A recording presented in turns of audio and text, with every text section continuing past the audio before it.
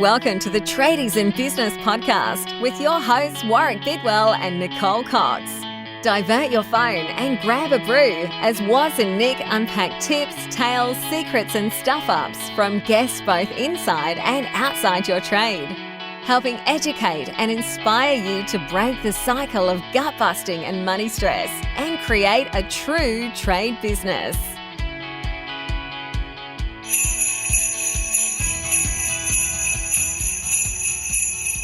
Hey, Warwick. Yes, Nicole. Coxie. It's weird when you call me Nicole now. I feel like I'm in trouble. That's all weird, yeah. It just got really awkward. It did. What is your favourite part of Christmas? I thought you were going to start with a mum joke then, just the No. way you were languaging that. I have no mum jokes. None at all. They're all gone.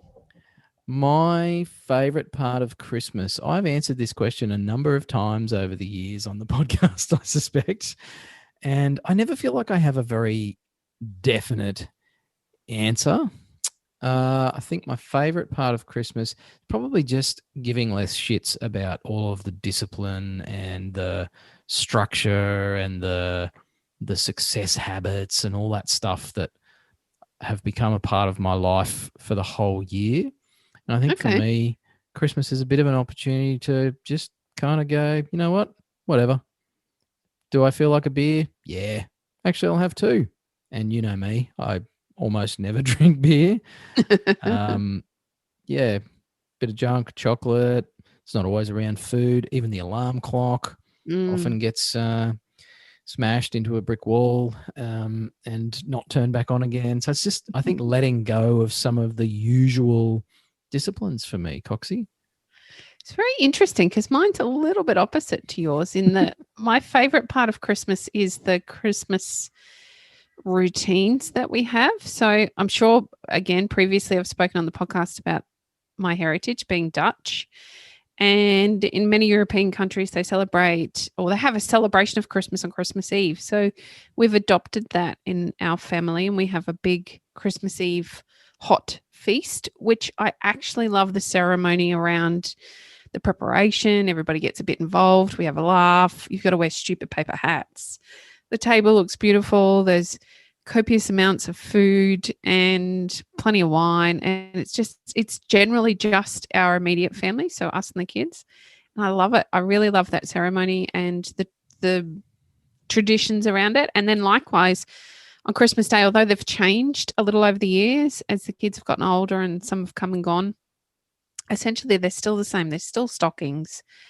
There are still the tree. We have a new tree now, but there's still the same sort of ceremonies around the tree. There's the same sort of traditions around leaving something out for Santa, even though you know what happens with that. And, yes, you know, some of that funny stuff that we still do, even though they're all adults now, that's my favorite part of Christmas, not letting that go. It's interesting to see how it's different across households. I mean, we still do a lot of that stuff. This year will obviously be a bit different for a lot of people with COVID and fortunately here in Australia and in some places restrictions are much more workable. So there'll be lots of people traveling and visiting family and doing things that I think will take on a bit more meaning perhaps, Coxie, without getting too philosophical. It's been a bit weird. Christmas has not been a fabulous time of year for me in my own personal life just because of how it coincides with certain events throughout my life. And, you know, for anyone with a blended family, it can be a tricky time with, you know, sharing the celebration of the day and that sort of stuff. But for me this year, it's the first time in a very long time that I will actually have, my mother, my surviving parent and my wife and my daughter all sitting around the dinner table for Christmas dinner. I can't actually remember the last time that happened in my life. So it's pretty significant Christmas. And because of that, the rest of the stuff I'm just not really that focused on because, like, I just want my family around the dinner table. It's the best. Yeah, I think I do like Christmas treats, Coxie. Do you? What treats do you like? I'm a big fan of my mum's rum balls. Hey. I don't like rum in a drink, but in a ball, yes, please. My mother used to go to town making Christmas treats. I remember as a young, well, even as a teenager, getting up on Christmas morning and breakfasting on mum's rum balls and brandy truffles and white Christmas and chocolate crackles. And my mum is an excellent cook. Yum. And that was a pretty wicked Christmas breakfast. Mm. And then straight into the ham. Oh, it's ham week. We actually call it ham month. And as I've referenced before, we do buy 2 hams in this household. Yeah. The builder goes crazy at Christmas making treats. He doesn't bake any other day of the year, but he loves baking. And so at Christmas time, there's a big ceremony around him making his gingerbread people and the kids decorating them. Nice. So we still do that. Again, they're all far older, but they still love it. They still really enjoy it. And we, there's nothing quite wrong with gingerbread. It's delicious. Yeah. But this year he's made his first installment of apricot balls, which I don't eat, but they disappeared out of the fridge within a day. Apparently children like apricots when they're smothered in condensed milk and coconut.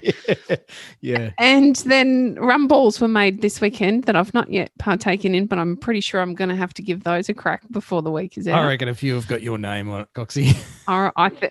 Anything with rum in it, yeah, okay, I'll give that a go. But same, his big favourite memory from when he was a kid was that it was the one day of the year his father was relaxed.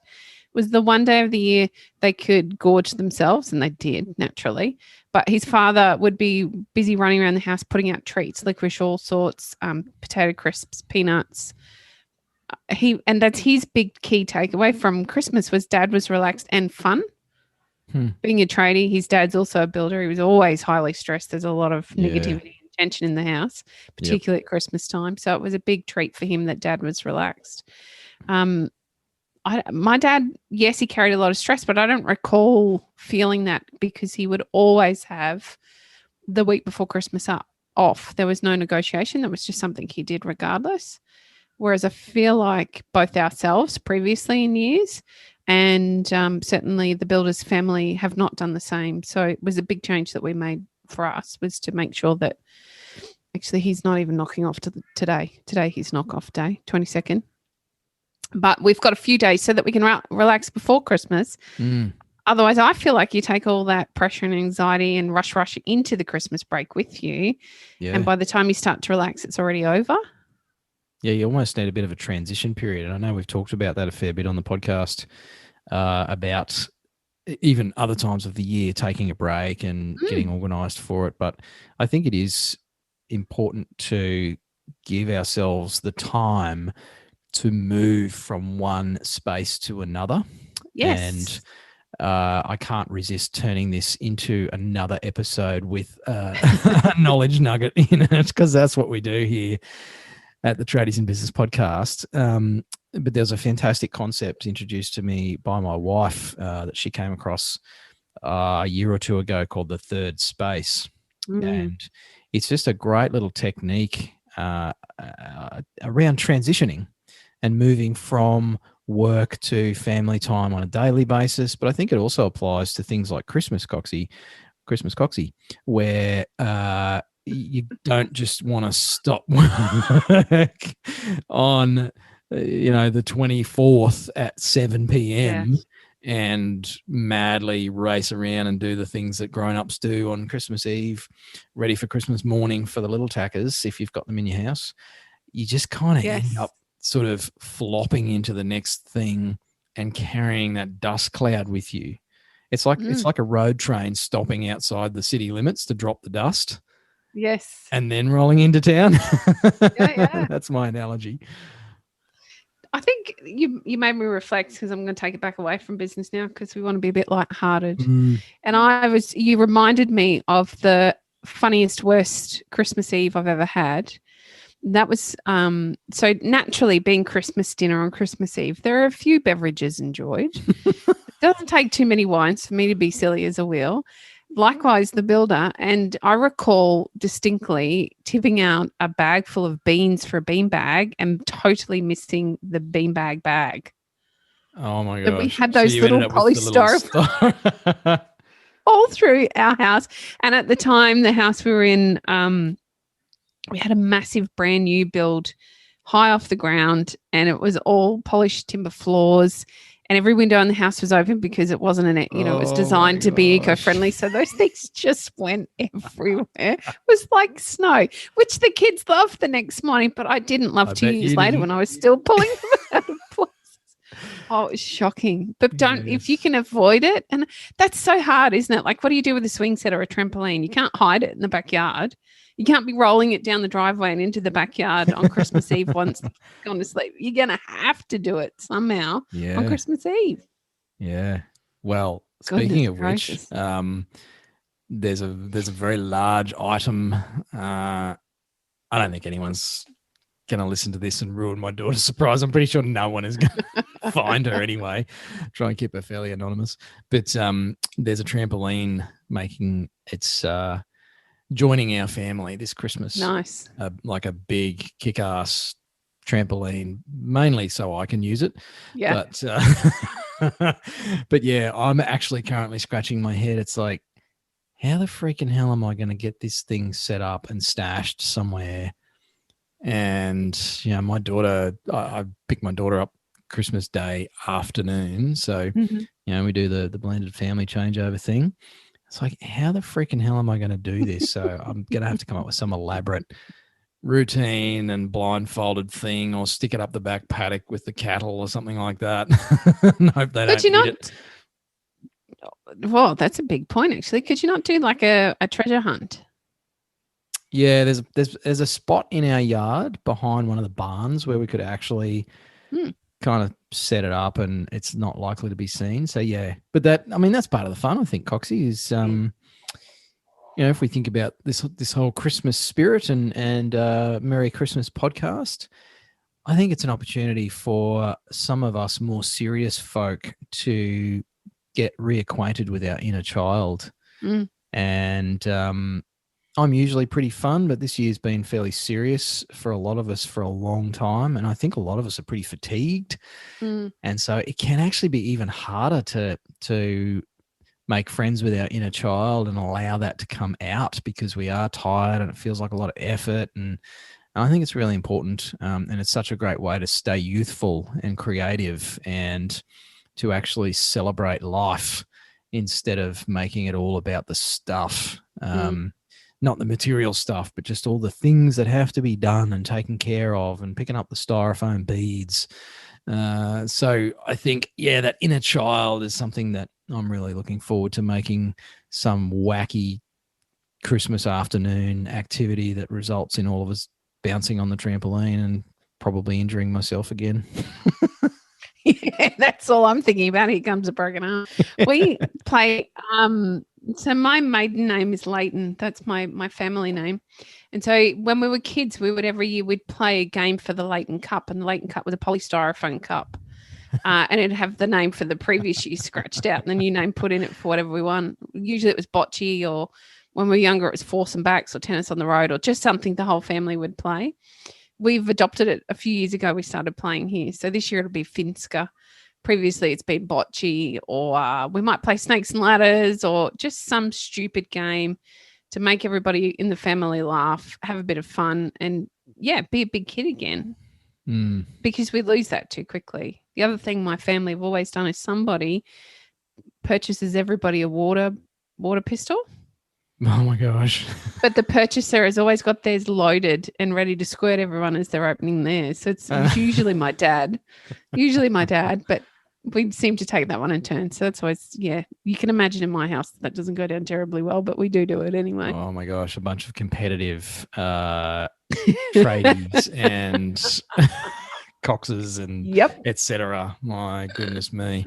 It's a bit of fun. I think that's the problem for a lot of us males, Coxie, is the competitive spirit kicks in and it all gets a bit serious. All fun and games until somebody loses. Yeah, exactly. I reckon that's my Christmas wish for our listeners, Coxie, is that they find some fun over the next few days at least, Mm-hmm. and find your inner child and just let it out. Don't do anything illegal, of course, and if you do, don't get caught. But let that inner child out, and I think experience a bit of fun. It has been a tough year for a lot of people, and Christmas time is, I think, a really good excuse just to kind of let it hang out a bit and be a bit silly and embrace the silly season. Make it not about car park rage and getting the last curved OLED TV from whatever big box retailer you like to go to, and instead make it about just being a bit of silly, a bit of old-fashioned silly, Coxie. Good fun. Yeah. So I'm going to wish our listeners a big, fat, boozy Merry Christmas. Coxie? Merry Christmas, listeners. Thank you for joining us all year this year and for the wonderful feedback we've received and for the opportunity just to share, I guess, some of what we do here at Tradies in Business with you on a regular basis through your ear holes. It's bloody awesome to have so many cool people in our community and have the opportunity to share in the first place. Christmas is a great time for us to reflect on that. So thank you. Thank you for listening. Yes, and thank you for sharing your stories with us. Those of you listening who have, it really does give Coxie and I a kick. And to be honest, it does keep us going. The stories that you share with us make us or remind us that we do make a difference. And this is not a plea for validation, but just inviting any of you to share your stories with us, because this does take work.